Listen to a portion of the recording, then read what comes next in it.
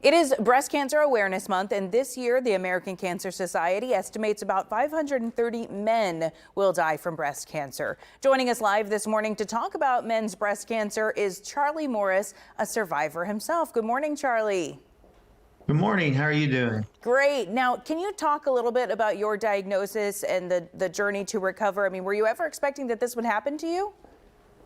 I never even heard of male breast cancer until I was diagnosed. I felt a lump in the shower on my left breast, and I had my wife check it out.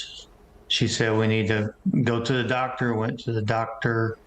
Didn't feel comfortable with my PCP, so I called the Rose, Dr. Dixie Malillo, and she took me right in and did a mammogram, did a ultrasound, and then said that she suspects something, that she needed to do a needle biopsy. Got my diagnosis. Had invasive ductal carcinoma grade 2. Wow.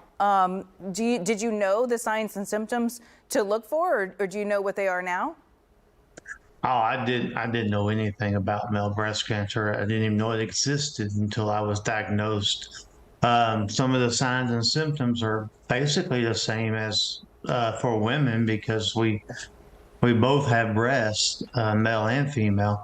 But you get a lump or a swelling. Sometimes your nipple area will pull a little bit or be inverted. Mm-hmm. You can get soreness, pain, scaling, a little red rash around there somewhere on your breast where it is. Anything like that, you need to have it checked out. Yeah, absolutely. Now, how are you working now to destigmatize male breast cancer? Because like you said, everybody's got that tissue, anybody can get it. I'm doing the best I can to get the information about male breast cancer out there. I work with the Rose a lot to help them.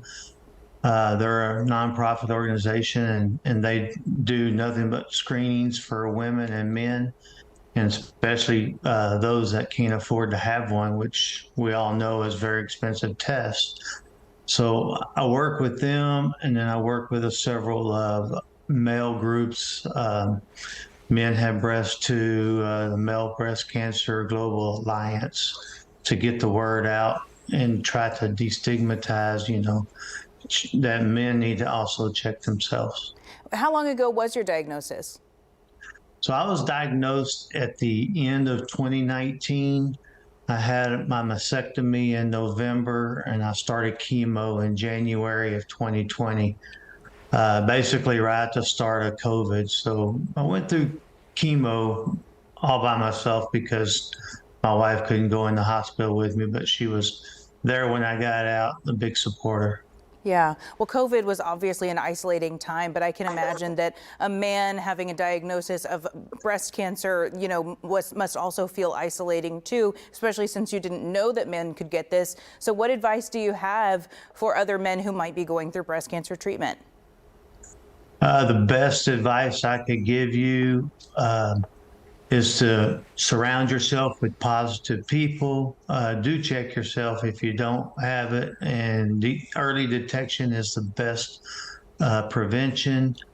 But make yourself surrounded with positive people and keep an outlook of positivity toward everything's going to be all right, because just because you have cancer doesn't mean it's the end. Absolutely. Well, how are you doing today? I'm doing great. I just had my yearly mammogram last week, and everything came out great. And now you have to have one every year? Yes, ma'am. I get one every year. Well, and there are other signs. A lot of men may have a mutations in genetic. I had none of that. So how it came up, we don't know, but it was there. Wow. Well, I'm so happy that this recent mammogram has shown that you're doing well, and we hope that all of the future ones continue to show the same thing. Thank you. I hope so too. Yeah. Charlie Morris, a breast cancer survivor, thank you so much for joining me this morning. I'll let you go. Thank you for having me.